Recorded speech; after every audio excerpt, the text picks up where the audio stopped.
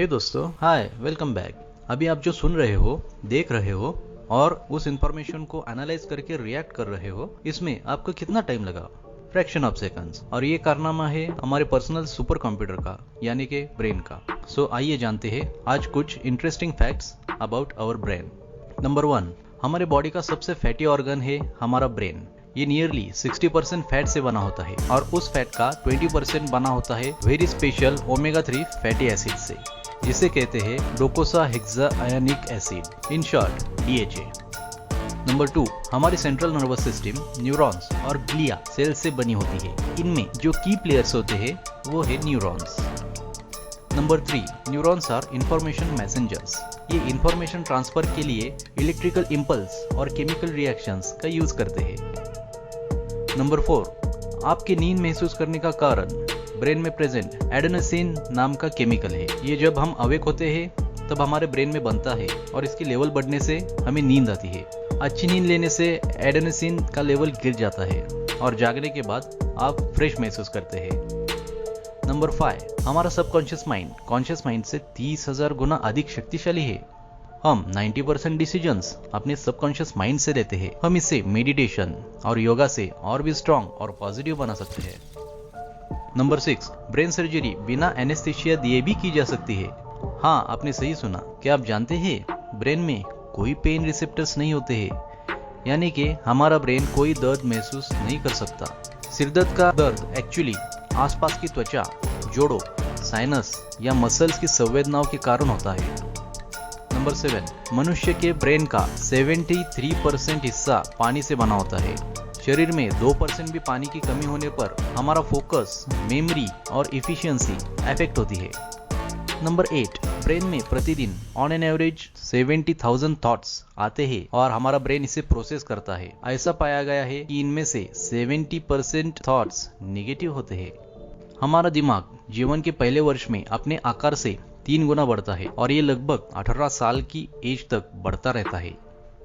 Number 10, हमारे brain की storage capacity है 2.5 पेटाबाइट्स, यानी कि 25 lakh gigabytes. So virtually our brain storage capacity is limitless. Number 11, male में ब्रेन वेट 1.3 किलोग्राम होता है और फीमेल में ये 1.2 किलोग्राम होता है। हमारे एज बढ़ने से हमारे ब्रेन का वेट कम होता जाता है। नंबर 12, ब्रेन का वेट कुल बॉडी वेट का 2% होता है, पर इस प्रोसेसर का एनर्जी कंजम्पशन ज्यादा है। ये टोटल बॉडी एनर्जी और ऑक्सीजन का 20% अकेला ही कंज्यूम करता है। Number 13, brain can transform information at a speed of 70 to 120 metres पर सेकंड, यानी कि 430 किलोमीटर्स पर आवर। नंबर 14, ये एक रॉन्ग कंसेप्शन है कि हम ब्रेन का केवल 10% ही यूज करते हैं। इनफैक्ट हम इसका पूरा यूज करते रहते हैं। हम जब सोते हैं उस समय भी हम अपने ब्रेन का 10% से अधिक उपयोग कर रहे होते हैं। नंबर 15, हमारे ब्रेन का सरफेस एरिया 1500 से 3000 स्क्वायर सेंटीमीटर होता है।